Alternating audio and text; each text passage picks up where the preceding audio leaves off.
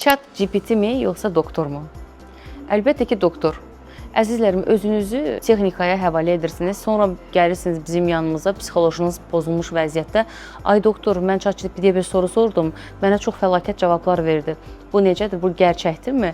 Özəlliklə də HPV haqqında. HPV testi verib, HPV-si pozitiv çıxan xanımlar birbaşa üst tuturlar ChatGPT-yə. ChatGPT isə onlara HPV-nin növünə görə diaqnoz qoyur və onların artıq xərçəng olduğunu, xərçəng vəziyyətdə olduğunu bildirir. Xanımlar təlaş içində gəlirlər. Doktor, bu gerçəkdən belədirmi? Əlbəttə belə deyil. Süni intellekt sizə bazasında olan bütün informasiyaları ardıcılsızlıqla anlatır və siz ona inanmaq zorunda qalırsınız. Yəni, o hər tərəfdən bir məlumatı toplayır, bütün kitablardan və yaxud da ki, bütün elmi məqalələrdən və sizə ağzına gələn hər məlumatı verir. Siz də buna inanaraq qorxursunuz. Qorxu da ki, immun sistemin bilirsiniz, düşmənidir.